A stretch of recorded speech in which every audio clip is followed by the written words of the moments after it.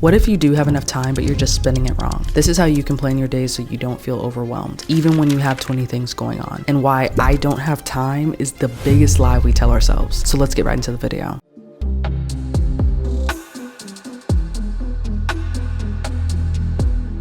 Every Sunday, I try to create the perfect to-do list. And then every Sunday night or every end of week, getting ready for the next Sunday, it just never happened. Like maybe 1 out of 14 things were crossed off the list. The thing is, most people do have the time. It's just they're doing the wrong things. And I saw this video recently that had talked about like making the to-do list to do the thing isn't doing the thing. You know, thinking about doing it is not doing it. All in all these different things that led up to it besides actually doing the thing. And I think it's real because we can make as many checklists, as many to-do lists as we want, but if we're not just actively tackling it, it is going to be really hard to see more progress in our lives. So what you have to do is stop focusing on how much you have to do and start focusing on when you're going to do it. And that's not a time management issue, it's more of an energy management issue. Because we do more things when we have a lot of energy versus doing a lot of things because we have more time. Maybe sometimes, some days we don't want to spend our time doing the things we know we need to do, but we need to. Every Sunday, what can help is if you do a quick audit of what you have coming up. Ask yourself first, where did my time actually go in this last week? If you can just think back to it, look at a calendar, look at a work calendar, look at,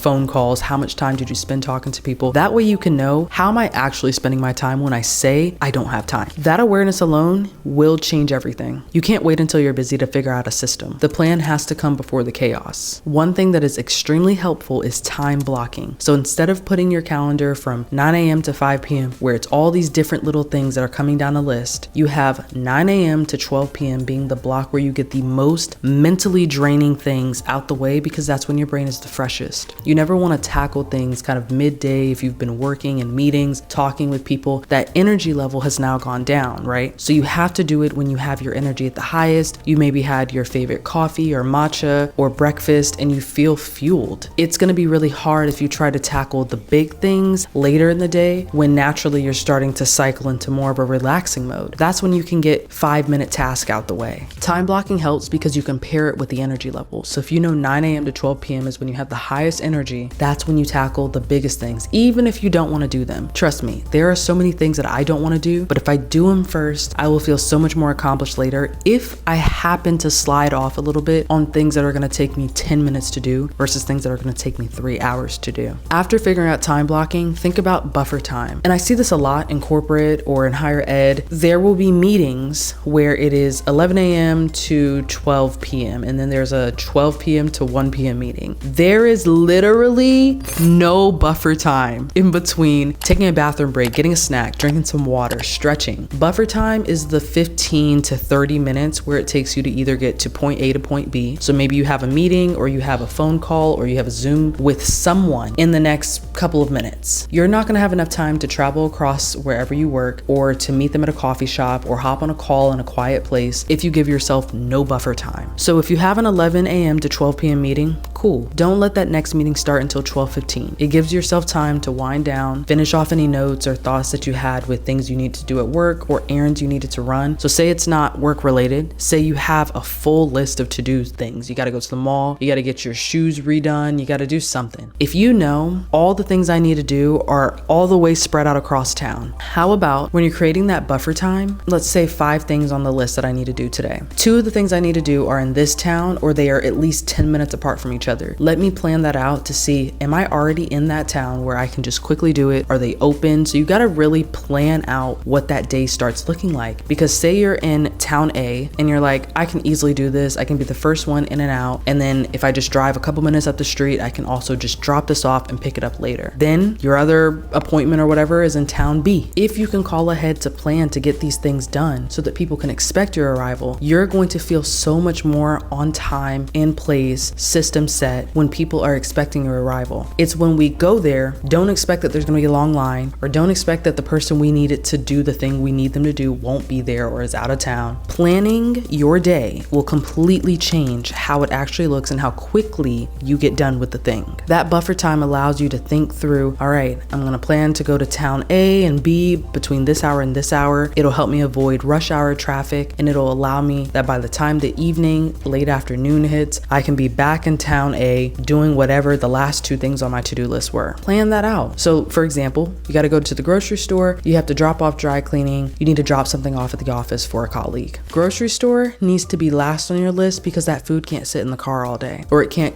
sit with you on the bus all day if you're traveling through public transportation. And you want to make it easier for yourself. So maybe drop off the thing at work first, because the colleague could use it at any time in the day. It could come up, they would need it sooner, they might need it later, but at least they have it in their vicinity so it's out of your brain. Next, you need to go to the dry cleaners. Figure out if work is close to the dry cleaners. If not, is it something that needs to get done today? That's first and foremost. And then if it isn't, pawn it off for another day if you don't need it for a while. If it is, then drop it off right after you do the work thing or whatever you needed to do. Lastly, go grocery shopping. You know what you eat, you know what you don't eat. Give yourself 45 minutes to go through all the things, shop around, not feel rushed. And by that time, figure out what you need to do next in that buffer time. So buffer time is also rest time. It's also recoup time. It's thinking, what do I need to do next in order to feel like I got the things I needed to do done today? What's important to remember is that if it's not on your calendar, it literally does not exist.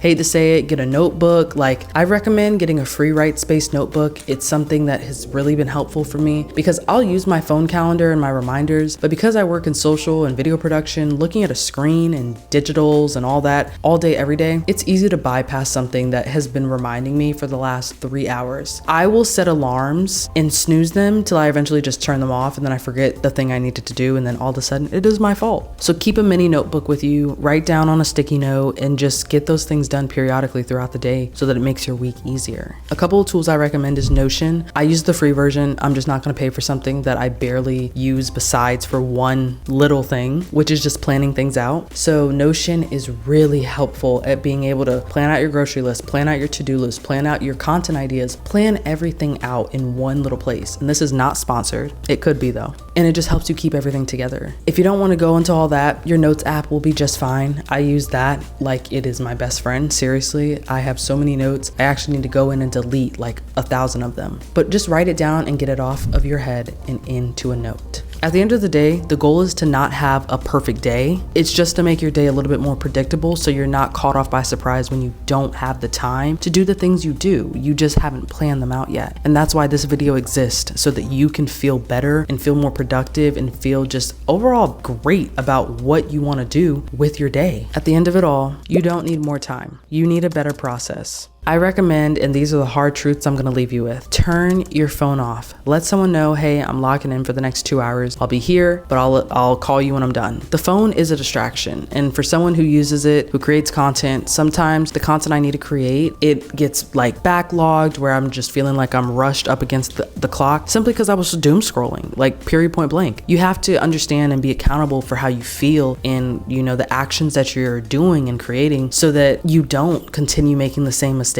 Because 5-minute tasks are just that. Like, it doesn't have to take you 30 minutes to do something just because you keep going back and forth to your phone. I see the most progress in the work that I need to do, small or big task, when my phone is in a different room. Like, seriously, cut off the distraction, because you are going to see so much more progress with yourself when you discipline yourself to stay off of that device. Give yourself blocks of time where you can create, blocks of time where you can think, research, be socially connected to people, not online through social media. Literally, physically call someone, text them, write a note. I don't know, but find ways to be a little bit more connected to life and a lot more disconnected from your device as much as possible, because that is the difference, I believe, between winners and people who want to win. It was a hard truth that I had to find out about myself, and I realized there were a lot of things that I wanted to do but wasn't doing, so I just wanted to win. Winners are actually doing it, and it's not about winning, but it is about like winning your day. It's not about winning against people. It's like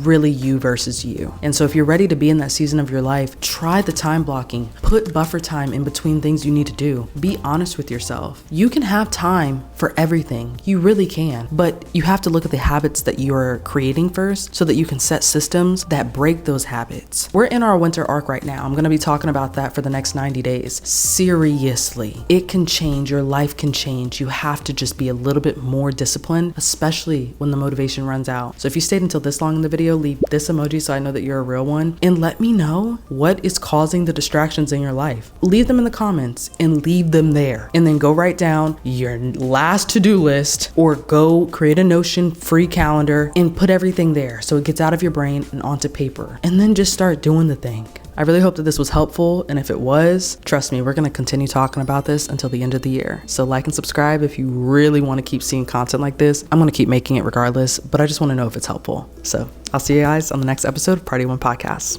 Peace.